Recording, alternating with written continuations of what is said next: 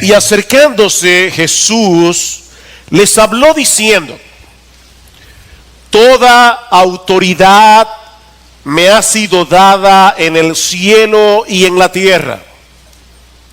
Id pues y haced discípulos de todas las naciones, bautizándolos en el nombre del Padre y del Hijo y del Espíritu Santo, enseñándoles a guardar todo lo que os he mandado. Y he aquí, yo estoy con vosotros todos los días hasta el fin del mundo. Señor y Dios bueno, acabamos de cantar que tú eres un gran rey, que algún día toda lengua confesará que Jesucristo es el Señor.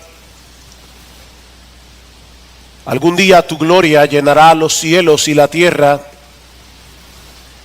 Algún día nadie podrá rebatir el hecho de que tú eres el Dios de gloria. Señor, nosotros queremos suplicarte en esta mañana que tu Espíritu Santo descienda sobre este lugar. Señor, nosotros queremos que tú abras nuestros ojos para ver la belleza, la gloria, la majestad, el poder de nuestro bendito Señor y Salvador. Hace un momento también cantábamos: haz comprender a tu pueblo tu amor. Ayúdanos, oh Señor, a comprender la anchura, la longitud, la profundidad del amor de Cristo que excede a todo conocimiento, y que eso nos energice, oh Señor, para decirle a otros lo que ocurrió en aquella cruz hace 2000 años. Oh Señor, energízanos en esta mañana para el cumplimiento de la gran comisión, porque te lo pedimos en Cristo. Amén y amén.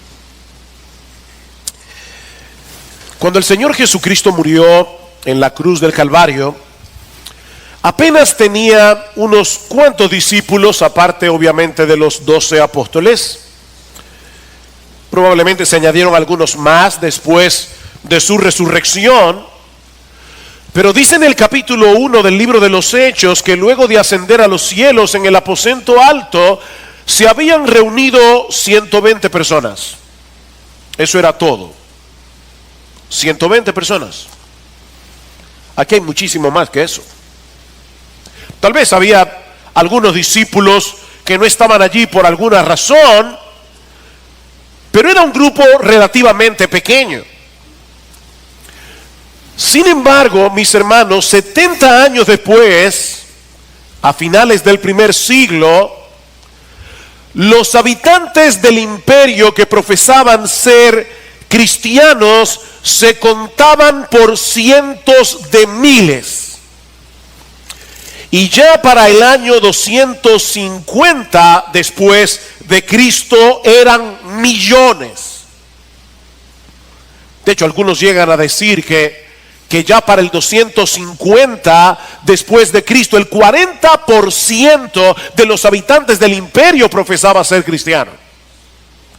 Es un número alto, no podemos asegurarlo, pero es indudable, mis amados hermanos, que había millones que profesaban la fe de Cristo a pesar de la fuerte oposición que ellos tuvieron que enfrentar desde el principio. Y la pregunta que debemos hacernos a la luz de esta realidad es: ¿qué fue lo que hizo posible ese crecimiento de la iglesia tan extraordinario? Bueno, la respuesta más obvia es que Jesús estaba cumpliendo lo que él había prometido en Mateo capítulo 16, versículo 18. Yo edificaré mi iglesia y las puertas del Hades no prevalecerán contra ella. Es Dios en su soberanía el que hace eficaz la predicación del evangelio. Yo planté, Apolos regó, dice Pablo, 1 Corintios capítulo 3, versículo 6, pero el crecimiento es Dios el que lo da. Nosotros plantamos, otros riegan, pero solo Dios puede dar el crecimiento. Sin embargo, nosotros sabemos por las Escrituras que Dios usa medios para llevar a cabo su obra. Y en este caso en particular, es indudable que estos primeros cristianos tomaron muy en serio las palabras de Jesús en Mateo 18. Id pues y haced discípulos de todas las naciones. Ahora, cuando se predica de este texto, conocido como la Gran Comisión, por lo menos voy a hablar a nivel personal. Cuando se predica de la Gran Comisión, cuando uno escucha hablar acerca de la Gran Comisión, muchas veces nos sentimos abrumados. Abrumados por la magnitud de la tarea que nosotros tenemos por delante, con un fuerte sentido de culpa por lo poco que hacemos para la expansión del Evangelio, ¿no es así?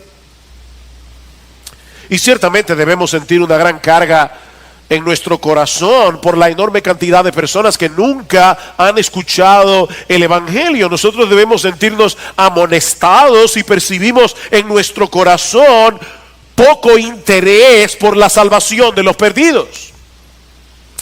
Sin embargo, mis hermanos, yo no creo que debamos leer las palabras de Jesús en Mateo 28 como una especie de amonestación perpetua para la iglesia,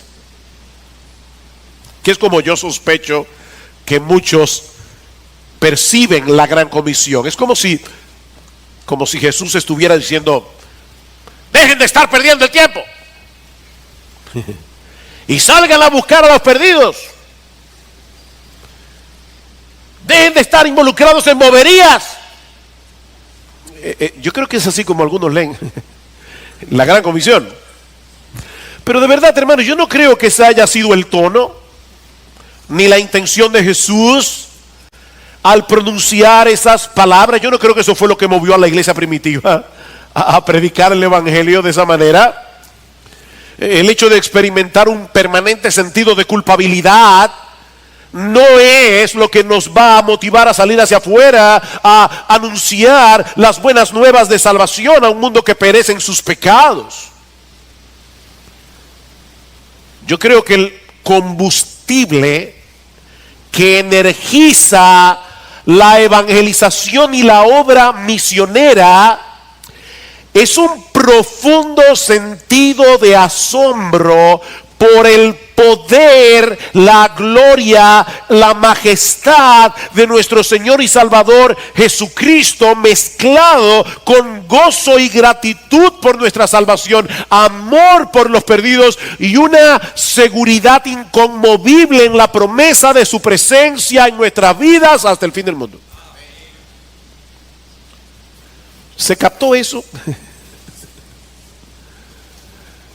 Yo creo, mis hermanos, que si nosotros pudiéramos llevar a un laboratorio el combustible que ha movido a la iglesia a hacer la obra de evangelización, a hacer la obra de misiones hasta el día de hoy, aún en lugares difíciles, aún a riesgo de perder su propia vida, yo creo que lo que ha energizado la iglesia es un profundo sentido de asombro del poder, la gloria, la hermosura, la majestad de nuestro Señor.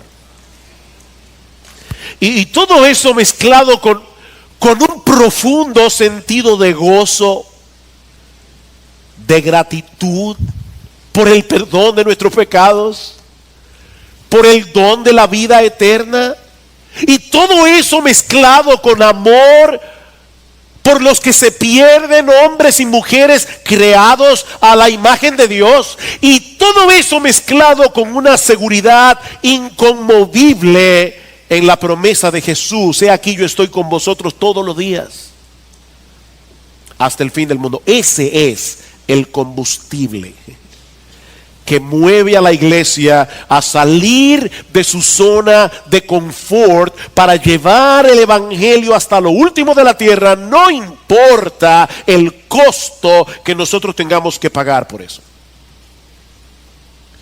Y mi propósito en esta mañana es que cada miembro de esta iglesia pueda ser atrapado. Por eso les pedía que oraran. Y yo te pido que escuches este mensaje orando. Eso se puede hacer. Orar y escuchar. Que tú escuches este mensaje diciendo: Señor, graba esta palabra en mi corazón. Ayúdame a entender. Que seamos atrapados por una correcta perspectiva de la gran comisión, de modo que seamos energizados en el cumplimiento de esta encomienda de nuestro Señor y Salvador. Es por eso que no debemos llegar directamente al versículo 19. Eso es lo que algunos hacen. ¿Cuál es la gran comisión? Y pues hacer discípulos. Es que te saltaste algo. Y no podemos saltar eso. No podemos saltar el versículo 18. Porque es la suprema autoridad de Jesús lo que define y sustenta la gran comisión. Y para los que toman nota, este es el primer punto de mi sermón.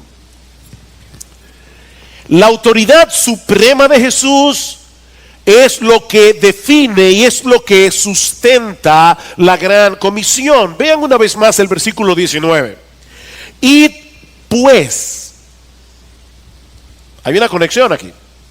Y pues, y haced discípulos de todas las naciones. En la Reina Valera del 60, el texto comienza diciendo: por tanto, id y haced discípulos. Ambas traducciones implican la misma cosa, que antes de poder obedecer este mandamiento, porque es un mandamiento, no es una gran sugerencia, es una gran comisión.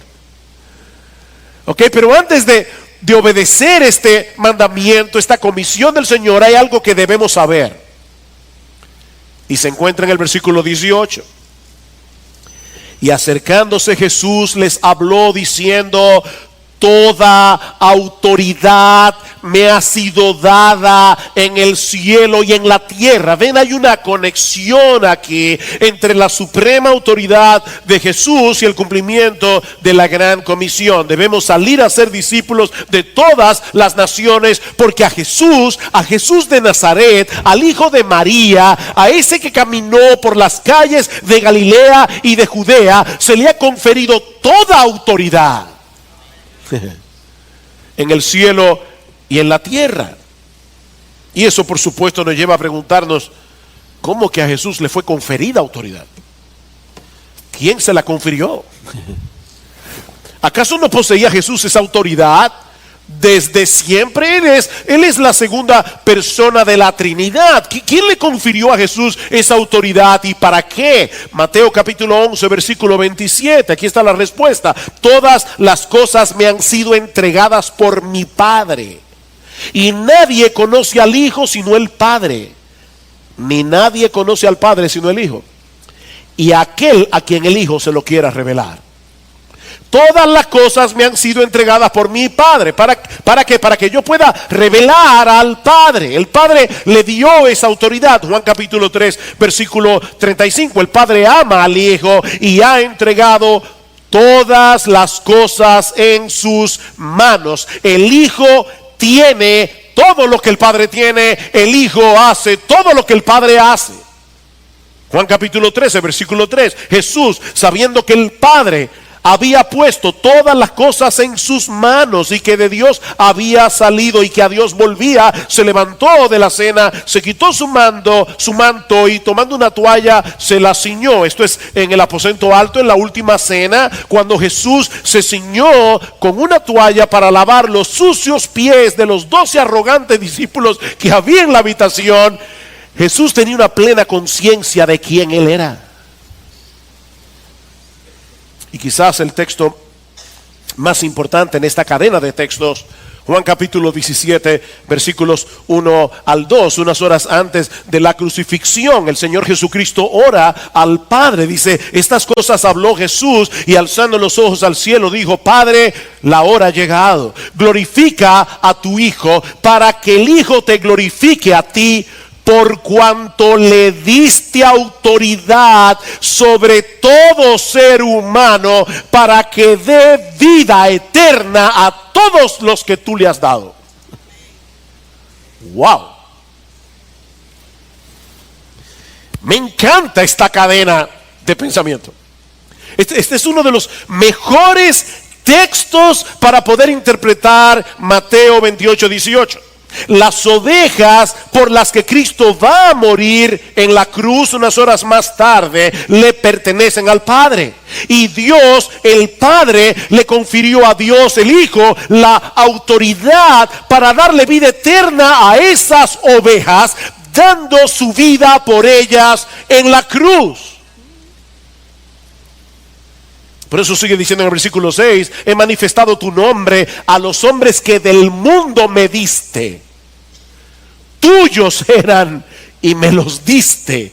Y han guardado tu palabra. Esas ovejas fueron elegidas por el Padre desde antes de la fundación del mundo. Él se las dio a Jesús para que Jesús les diera vida por medio de su muerte, y es de esa manera que el Padre es glorificado en el Hijo.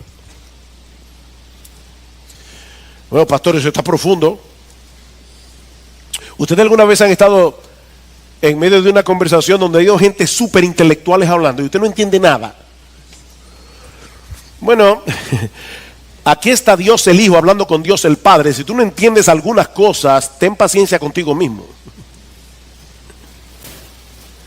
Ahora hay algo claro aquí. Hay un grupo de ovejas que el Padre escogió para Él. Él se las dio a Jesús. Jesús murió por ellas. Y el Padre le dio autoridad a Jesús para darle vida eterna a esas ovejas. Eso está claro.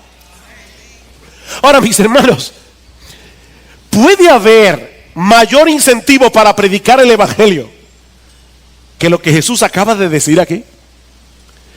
Nosotros no sabemos cuáles son esas ovejas que Dios el Padre le dio a Dios el Hijo, pero sí sabemos que Dios el Hijo tiene plena autoridad dada por el Padre para darles vida eterna a través de la predicación del Evangelio.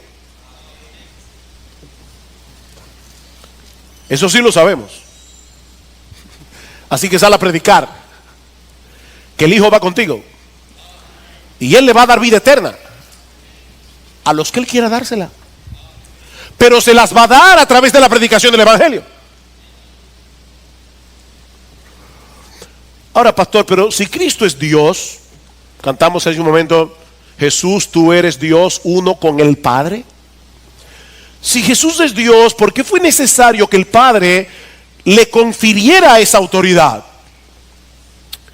De hecho, recuerden cómo comienza el Evangelio de Juan, que es donde se encuentra esta declaración en Juan 17. ¿Cómo comienza el Evangelio de Juan? En el principio existía el Verbo, y el Verbo estaba con Dios, y el Verbo era Dios. Él estaba en el principio con Dios. Todas las cosas fueron hechas por medio de Él, y sin Él nada de lo que ha sido hecho fue hecho. En Él estaba la vida, y la vida era la luz de los hombres. El Verbo es Dios, verdaderamente Dios. Es lo que Juan nos está diciendo aquí. Él es el creador, Él es el sustentador de todas las cosas, Él es el dador de la vida. Y ese Verbo, dice Juan en el versículo 14, se hizo carne. Ese Verbo, que es verdaderamente Dios, se hizo verdaderamente hombre. Porque Él vino a resolver como hombre el problema que se originó en el huerto del Edén, cuando nuestros primeros padres decidieron rebelarse contra la autoridad de Dios. Y hermanos, esto que yo voy a decir ahora es tan importante, porque nosotros podemos comenzar a pensar en la gran comisión a partir del Evangelio de Mateo. Pero si tú comienzas a pensar en la gran comisión a partir del Evangelio de Mateo, es como comenzar a ver la película por la mitad. No, Mateo 28 tiene todo un trasfondo detrás. Dios creó a Adán y Eva, recuerden, a su imagen y semejanza, y les dio la encomienda de ejercer dominio sobre todo lo creado. Ellos debían llenar la tierra de seres humanos creados a la imagen y semejanza de Dios, para ejercer dominio, para ejercer autoridad sobre todo lo creado, pero por supuesto siempre bajo la autoridad de Dios, en el nombre de Dios, para la gloria de Dios. Pero Adán y Eva se corrompieron al pretender actuar como seres humanos, al olvidar su condición de criaturas. Y por causa de su pecado, la imagen de Dios en nosotros quedó distorsionada. Pero ¿qué hizo Dios en ese momento? Mis hermanos, Dios pudo haber tomado la decisión de raer a la raza humana de la faz de la tierra, pero en vez de hacer eso, Dios decidió tomar el camino de la redención. Dios en ese momento en el jardín del Edén decidió tomar el camino de la redención, desviar la furia justa de su ira contra su propio hijo. Dios prometió enviar a un Salvador. Génesis 3:15. Nacido de mujer. Es decir, un hombre como tú y como yo, el postrer Adán, como le llama Pablo en 1 Corintios 15, que habría de revertir todos los efectos de la caída. Es por eso que aunque Dios le dijo a Adán y Eva, si comen de ese árbol van a morir, cuando ellos comen del árbol de la ciencia del bien y del mal, Adán le cambia su nombre a su esposa, a quien antes le llamaba Isha, que significa varona, y le llama Eva. ¿Y por qué le llama Eva? Porque Adán creyó en la promesa. Eva significa madre de todos los vivientes, no madre de los murientes, madre de todos los vivientes. ¿Saben por qué a Eva se le llamó Eva? Porque un descendiente suyo habría de revertir la maldición en bendición, trayendo vida por medio de su muerte. Es a la luz de esa promesa que nosotros debemos leer toda la historia que se narra en la Biblia, y es a la luz de esa promesa que debemos interpretar la Gran Comisión. Repito, comenzar por el Evangelio de Mateo es comenzar por la mitad. Hay toda una historia detrás que comienza en el libro del Génesis. En Génesis capítulo 12, Dios escoge a un hombre llamado Abraham, a quien le promete darle una gran descendencia a través de uno de sus descendientes, y bendecir a través de él todas las familias de la tierra. Esta es una recapitulación de la promesa original de Dios en el huerto del Edén. Lo que Adán perdió en el paraíso sería recuperado por este descendiente de Abraham, hijo de mujer y ahora descendiente de Abraham. Miles de años más tarde, Pablo va a decirnos en el capítulo 3 de la carta a los Gálatas que ese descendiente de Abraham es nuestro Señor Jesucristo, el cual obedeció perfectamente la ley de Dios durante toda su vida, lo que Adán ni ningún otro ser humano ha podido hacer jamás, y luego murió en la cruz del Calvario como nuestro sustituto para cargar con nuestra culpa en la cruz. Por eso es que Mateo comienza diciendo: este es el libro de la genealogía de Jesucristo, hijo de David, hijo de Abraham. Ese Jesús que murió crucificado, también resucitó al tercer día y luego ascendió a los cielos, y ahora está sentado a la diestra de Dios, dice Pablo en Efesios capítulo 1, muy por encima de todo principado, autoridad, poder, dominio y de todo nombre que se nombra, no solo en este siglo, sino también en el venidero. ¿Se dan cuenta, mis hermanos? Jesús siempre tuvo autoridad como Dios, pero ahora estamos hablando del Dios que se hizo hombre, del Mesías. Resulta que ahora hay un hombre que es también Dios, el postrer Adán, a quien el Padre le ha conferido como Dios y hombre una autoridad infinitamente superior a la que Adán perdió en el paraíso. Jesús de Nazaret, el hijo de María, ha sido entronizado en los cielos y ahora gobierna sobre todo el universo como Rey de Reyes y Señor de Señores. Hay un hombre ahora, hay un hombre que es Dios, pero es hombre, sentado a la diestra de Dios y gobernando el universo. Es esa realidad la que energiza el cumplimiento de la gran comisión. A Jesús se le ha conferido toda autoridad como Dios y hombre, en los cielos y en la tierra, y por lo tanto es imposible, absolutamente imposible, que su plan de redención termine en un fracaso. Las ovejas que el Padre le dio a Jesús serán llamadas eficazmente por el poder del Espíritu Santo, mientras criaturas débiles como tú y como yo predican el Evangelio. Vamos por el mundo anunciando la buena nueva de salvación. Personas como tú y como yo.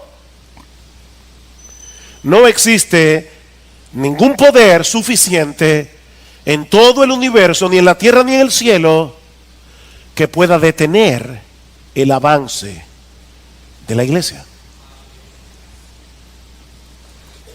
Porque Jesús es el Señor. Él gobierna sobre todo. Él gobierna desde las inmensas galaxias hasta las partículas atómicas. Él ejerce su poder y autoridad sobre todas las cosas creadas, absolutamente todas. Él ejerce poder y autoridad sobre todas las acciones de los hombres y de los ángeles, buenos y malos. De manera que, sin ser autor de pecado, ni siquiera el pecado del demonio ni el pecado de los hombres está fuera de su control.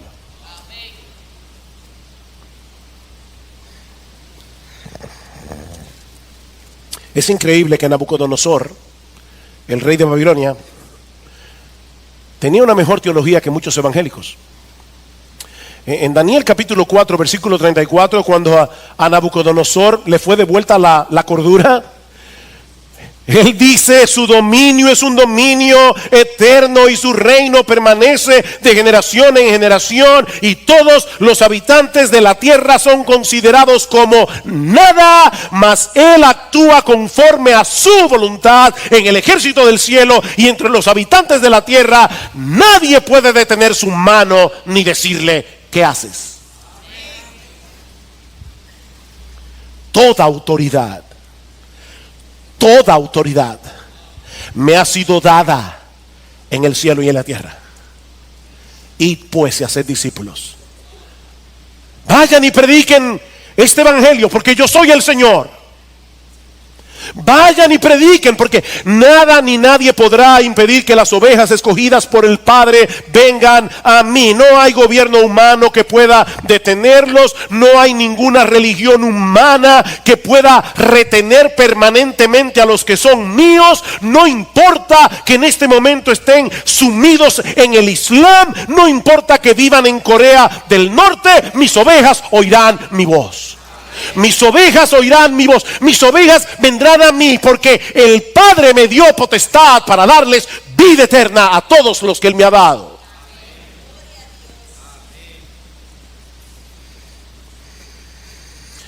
Es a eso que nos referimos al decir que esa autoridad suprema de Cristo es lo que define y sustenta la Gran Comisión. La define porque ese es el mensaje que estamos llamados a proclamar. Mira, mi hermano, decirle a un inconverso: yo antes estaba vacío, vivía una vida infeliz, y ahora soy dichoso porque estoy en Cristo, eso no es evangelizar. Eso no es evangelizar. Evangelizar es anunciar algo. Es anunciar un hecho histórico. Algo que sucedió en el Calvario hace 2000 años. Es proclamar que ya Jesús venció en la cruz los poderes de la muerte, del diablo y del pecado. Es proclamar que hay perdón en Cristo para todo aquel que cree, porque Él resucitó de los muertos al tercer día, y de esa manera el Padre estaba confirmando que su justicia perfecta había quedado plenamente satisfecha por medio de la muerte de su Hijo. Eso es predicar el evangelio. Un gran teólogo norteamericano llamado Michael Horton narra en uno de sus libros que en cierta ocasión él estaba en la iglesia y no sé por qué el pastor le preguntó: ven acá, ¿cuándo tú fuiste salvo? ¿Le han hecho esa pregunta?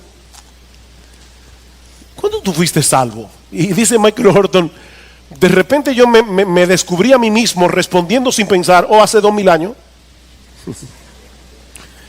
¿Cuándo tú fuiste salvo? hace 2000 años. Ya Jesucristo hace 2000 años pagó por todos nuestros pecados al morir como nuestro sustituto, y ahora podemos compartir con otros la buena noticia de que ese perdón está disponible para todo aquel que cree. Pero esa autoridad suprema de Jesús no solo define, sino que también sustenta la gran comisión. Porque es esa suprema autoridad de Jesús lo que garantiza el éxito de la gran comisión. Mateo 24:14, este evangelio del reino se predicará en todo el mundo. Este evangelio del reino se predicará en todo el mundo como testimonio a todas las naciones, y entonces vendrá el fin. Hay un montón de lugares ahora mismo donde predicar el evangelio es un delito, donde puede costarte la muerte predicar el evangelio. Pero ¿sabes qué? Allí se va a predicar el evangelio si Cristo quiere que se predique. Este evangelio se predicará, nada ni nadie va a poder impedir que eso suceda. Yo edificaré mi iglesia y las puertas del Hades no prevalecerán contra ella. Eso no puede suceder. Es sobre la base de esa realidad que podemos salir a proclamar con toda confianza el evangelio, sabiendo de antemano que al final de la historia todas las ovejas compradas por el Padre de toda tribu, pueblo, lengua y nación estarán allí. Habrán dominicanos, habrán coreanos, habrán gente que estaban antes en el Islam, habrán personas que estaban antes en el hinduismo, habrán ex budistas, ex confucionistas, ex laotsetitas, no sé cómo se llama eso. Habrá de todo allí. Transformados, glorificados, alabando al Cordero con gozo y diciendo a gran voz: el Cordero que fue inmolado digno es de recibir el poder, las riquezas, la sabiduría, la fortaleza, el honor, la gloria y la alabanza. Y dice que eran miríadas de miríadas de miríadas.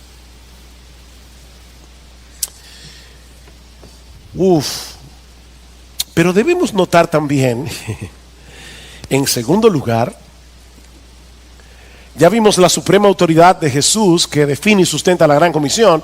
Veamos ahora en segundo lugar la amplitud y profundidad de la gran comisión. La amplitud y profundidad de la gran comisión. Versículo 19. Id pues y haced discípulos de todas las naciones, bautizándolos en el nombre del Padre y del Hijo y del Espíritu Santo, enseñándoles a guardar todo lo que os he mandado. Como hemos visto ya, mis hermanos, la obra misionera de Dios no comienza en Mateo 28. La obra misionera de Dios comenzó en el huerto del Edén. La obra misionera comenzó desde que el pecado entró en el mundo. Por eso alguien ha dicho que la obra misionera no se justifica citando simplemente un versículo por aquí y otro versículo por allá, sobre todo el texto de Mateo 28. Dice este autor: más bien toda la Biblia es acerca de la misión de Dios. De ahí el título de este mensaje. No es la misión de la iglesia. No. Es la misión de Dios. Y este autor está diciendo: toda la Biblia es acerca de la misión de Dios. Él envía a su Hijo, luego envía al Espíritu y luego envía a su pueblo a ser discípulos. De manera, mis hermanos, que el rescate de los perdidos no es primariamente una misión de la iglesia, es la misión de Dios. Es la misión de Dios. Así que no debemos leer este texto en Mateo 28 como si Dios nos estuviera diciendo: bueno, ya yo hice mi parte, pero ahora todo depende de que ustedes hagan la suya. Esto es 50 y 50. No. Mis hermanos, recuerden otra vez Mateo 16:18. Jesús no le dice a sus discípulos: ustedes van a edificar mi iglesia. De paso, tampoco dice: yo edificaré tu iglesia. No. Yo edificaré mi iglesia. Yo edificaré mi iglesia. Ese es el trasfondo de la gran comisión. El Señor Jesucristo está llevando a cabo lo que Él prometió hacer, pero a través de la iglesia.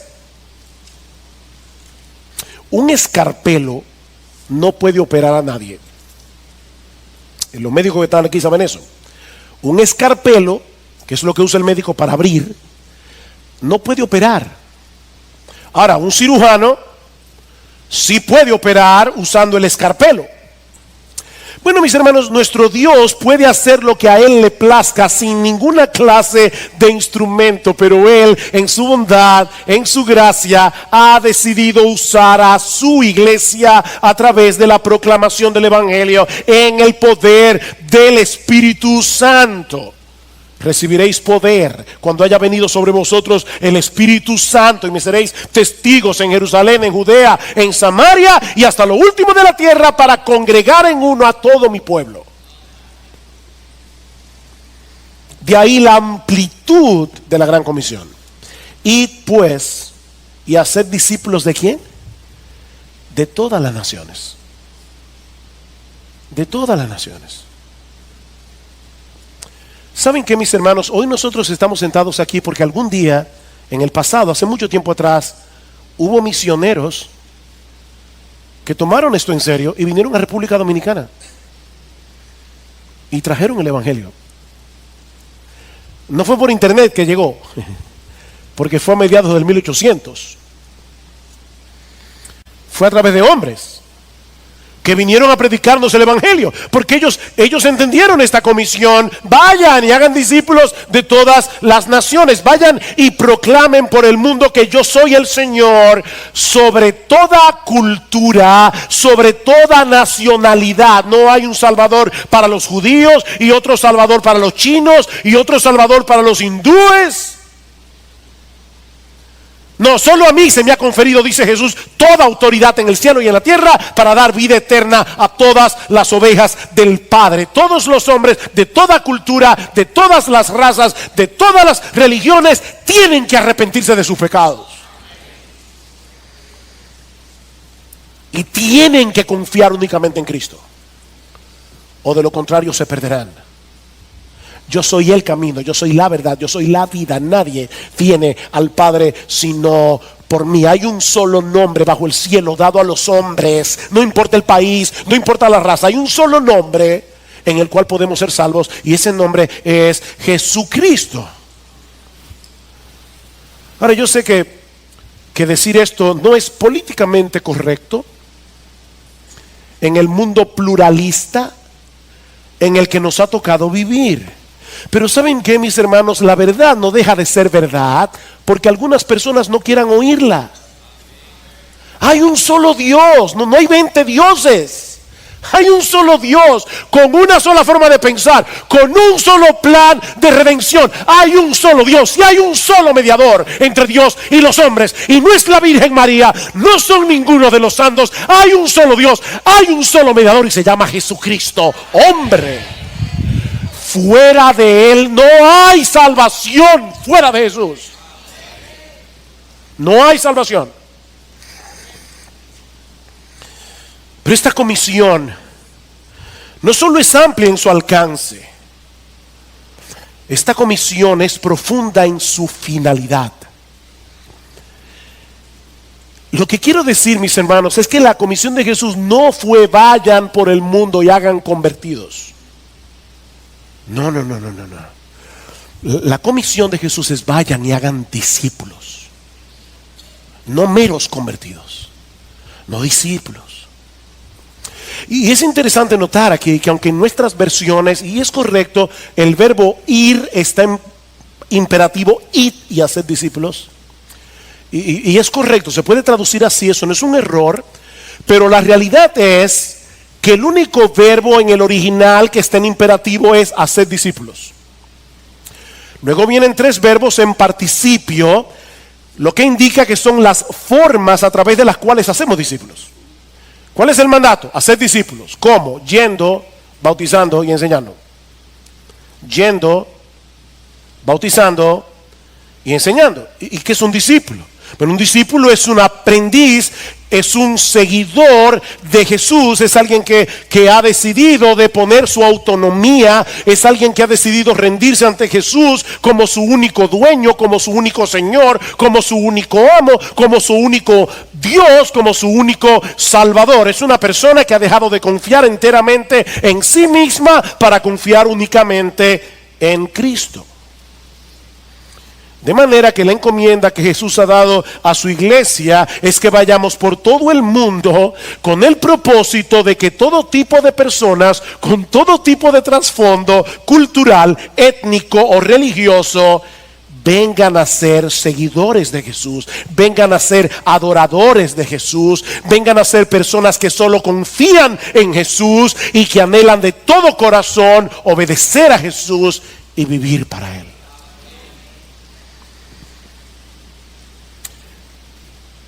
Nosotros estamos llamados a hacer algo que es imposible. ¿Cómo tú haces que un musulmán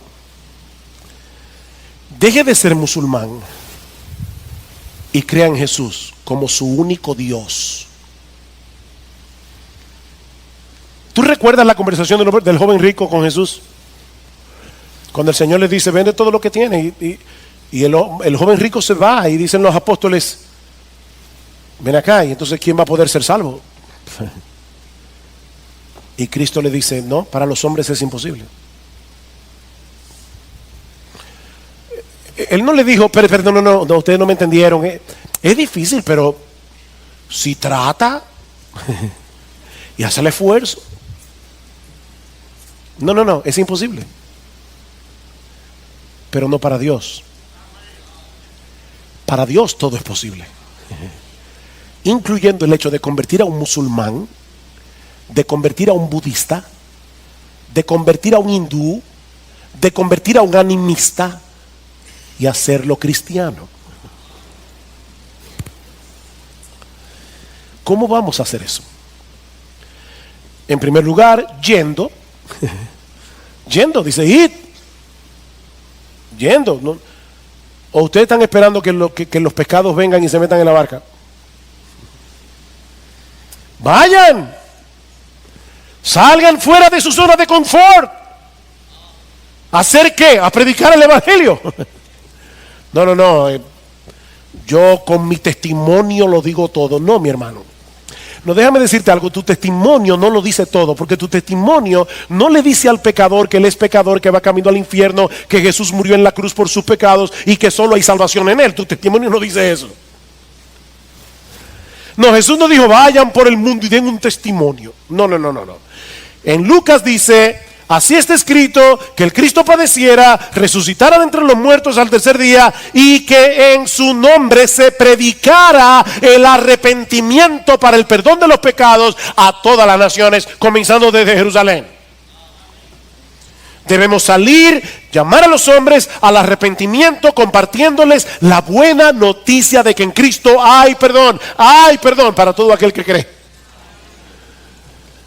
En otras palabras, Dios nos está dando el privilegio de ser un escarpelo en sus manos para hacer una operación de corazón abierto, para cambiar un corazón de piedra en un corazón de carne. Ustedes recuerdan cuando el Señor Jesucristo llamó a Pablo para que Pablo predicara el evangelio. ¿Cómo fue que Cristo le describió a Pablo su trabajo? Oigan esto. Hechos 26:18. Te estoy enviando a los gentiles, a los paganos, para que abras sus ojos, a fin de que se vuelvan de la oscuridad a la luz y del dominio de Satanás a Dios, para que reciban por la fe en mí el perdón de pecados y herencia entre los que serán santificados o han sido santificados. A eso te envío, Pablo.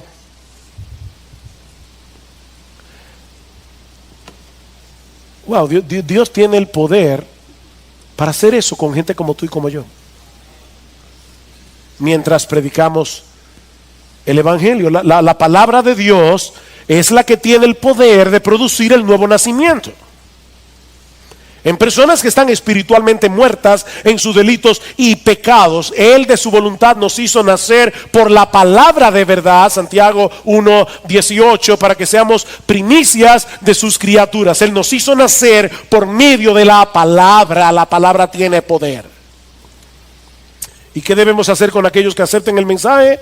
Bautizarlos en el nombre del Padre y del Hijo y del Espíritu Santo. Nosotros debemos guiar a estas personas a hacer una profesión pública de su fe, pasando por las aguas del bautismo, identificándose con el Dios Trino.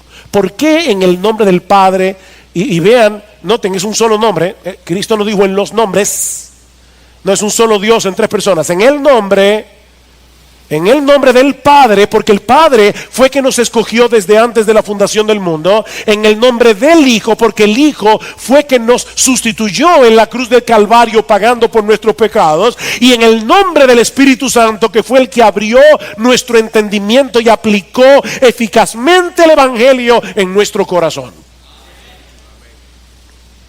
De paso, si hay alguno aquí que profesa ser cristiano y todavía no se ha bautizado, escucha lo que dice Jesús aquí. Bautizarse no es una opción para un creyente. Es por medio de ese bautismo en agua que nosotros venimos a formar parte de una iglesia local. Eso es lo que hemos estado viendo en toda esta serie, donde aprendemos lo que implica en la práctica ser un seguidor de Jesús como amo, dueño, Señor de nuestras vidas, mientras nos animamos unos a otros a la obediencia que fluye de un corazón agradecido, enseñándoles a guardar todo lo que os he mandado. Ustedes recuerdan a Isaías. Ese reloj, hoy en la mañana quisiera romperlo. Ustedes recuerdan Isaías, cuando en Isaías capítulo 6 el Señor se le aparece, él ve la gloria de Dios y de repente Isaías dice: ay de mí, muerto soy deshecho, porque siendo un hombre inmundo de labios han visto mis ojos al Rey, Jehová de los ejércitos. Y Dios de repente le purifica los labios. Y Dios le permite a Isaías escuchar una conversación entre las tres personas de la Trinidad. ¿A quién enviaré y quién irá por nosotros? ¿Y qué hace Isaías? Heme aquí, Señor, envíame a mí. ¿Por qué? Porque él ya había recibido el perdón de sus propios pecados. Alguien decía, imagínense que Isaías hubiera escuchado esta conversación de Dios antes de haberse sentido deshecho por sus propios pecados, antes de haber visto la gloria de Dios. Isaías escucha: ¿a quién enviaré? ¿Quién irá por nosotros? Isaías era un hombre justo según el parámetro del Antiguo Testamento. Si Isaías no hubiera visto la gloria de Dios y se hubiera sentido deshecho, ¿sabe lo que hubiera pensado? Heme aquí, Señor, esta pieza disponible.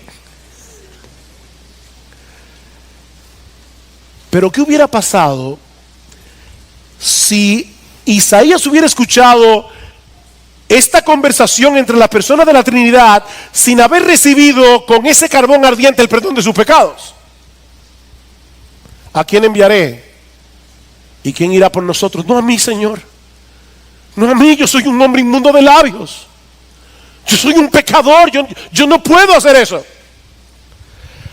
Pero Dios le permitió a Isaías escuchar esa conversación luego de haber visto la gloria de Dios, luego de haber sentido la carga de su pecado y luego de haber sentido la alegría, el gozo del perdón. Y cuando Dios dice: ¿a quién enviaré? ¿Quién irá por nosotros? Heme aquí, Señor. Heme aquí, Señor, yo quiero dar de gracia lo que yo de gracia recibí. Envíame a mí. Envíame a mí.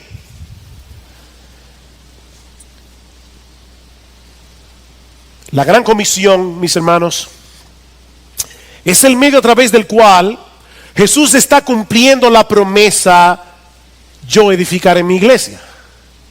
No se trata simplemente de salvar individuos. La gran comisión no se trata de salvar individuos, es de establecer iglesias. Iglesias que a su vez seguirán estableciendo otras iglesias donde el evangelio será predicado y los creyentes serán pastoreados y animados entre sí.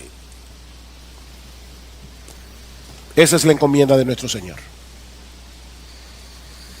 Pero aún nos resta un aspecto más, y les prometo que lo veremos mucho más brevemente. La promesa que nos anima, consuela y fortalece en el cumplimiento de la gran comisión. Versículo 20, al final. Y he aquí, yo estoy con vosotros todos los días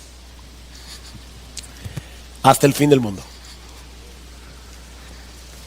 Wow, se puede predicar 5 sermones. Yo, ese es un sermón. ¿Quién es yo? ¿Quién es el yo que promete estar con nosotros? El mismo que en el versículo 18 ha dicho que toda autoridad le ha sido dada en el cielo y en la tierra. Ese Señor que posee, se borró el reloj. Eso fue una bendición.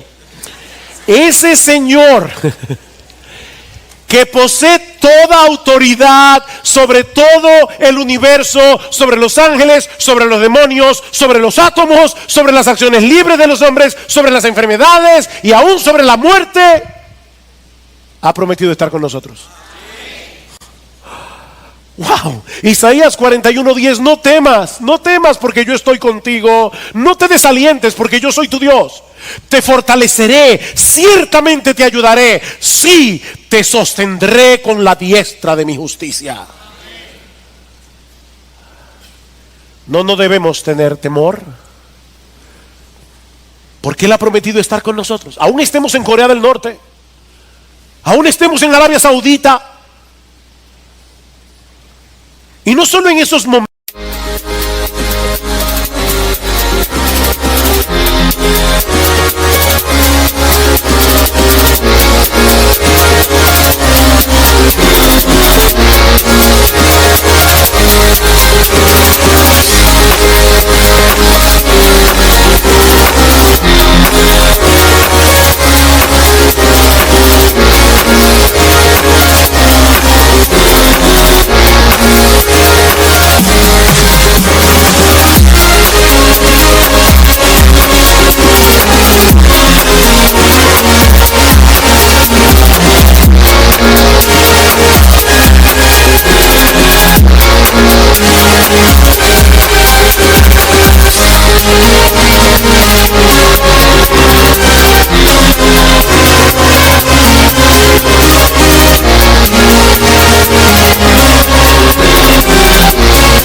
En lo que vamos a tener que enfrentar grandes dificultades para llevar el evangelio. No, todos los días. Todos los días. No te dejaré ni te desampararé, Hebreos 13:5. Y aquí en Mateo 28:20 lo conecta de manera particular con el cumplimiento de la gran comisión. No tengas temor a la hora de salir de tu zona de seguridad. No tengas temor a la hora de dejarlo todo, porque donde quiera que vayas, yo estaré contigo todos los días, en cada momento, en cada minuto, en cada segundo de cada día.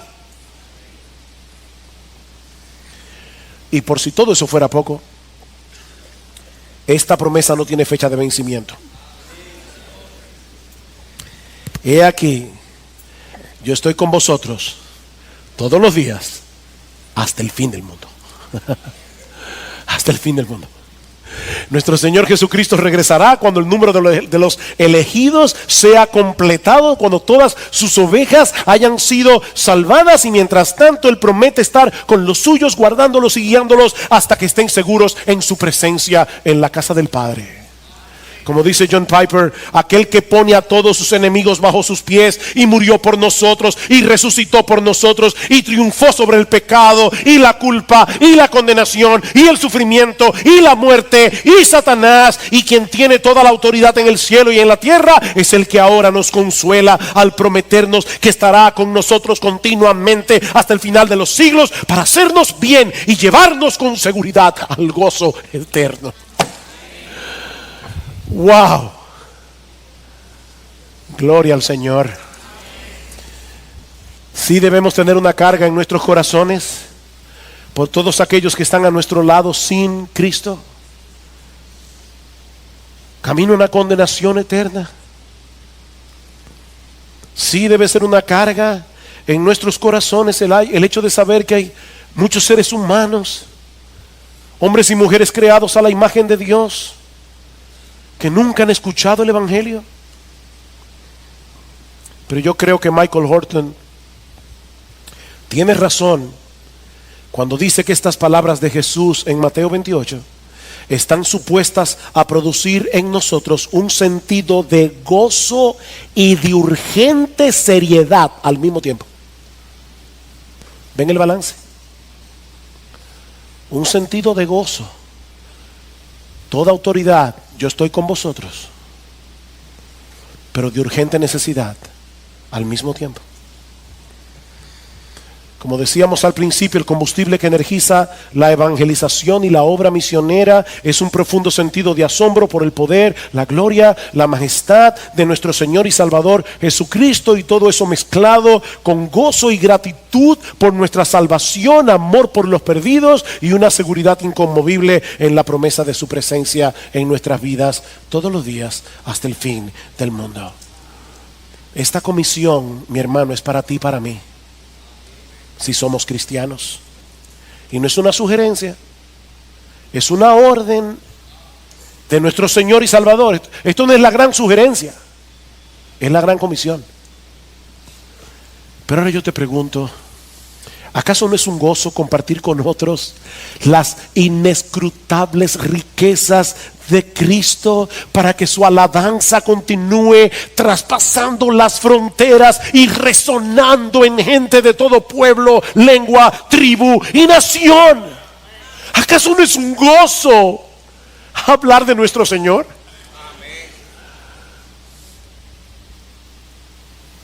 No podemos dejar de decir lo que hemos visto y oído. ¿Recuerdan esas palabras de Pedro cuando le prohibieron predicar el Evangelio? Es que no podemos. Nuestro Señor es demasiado maravilloso, nuestro Señor es demasiado glorioso. Lo que Él ofrece a un mundo que se está perdiendo en tinieblas es demasiado grande. Y Él ha prometido estar con nosotros todos los días.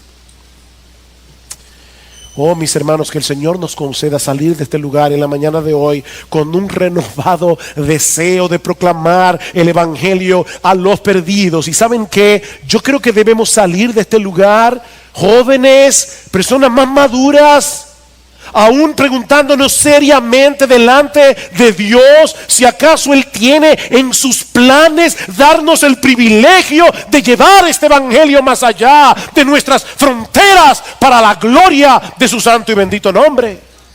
Y si tú estás aquí sin Cristo en esta mañana, mi amigo, es mi oración que el Espíritu Santo obre con tal eficacia en tu corazón en este día, que tú seas movido a levantar una bandera blanca de rendición ante aquel a quien se le ha conferido toda autoridad en el cielo y en la tierra. Es por medio de la espada de la palabra que Él expande su imperio entre los hombres, para concederles el perdón de todos sus pecados y darles vida en abundancia únicamente por gracia, únicamente por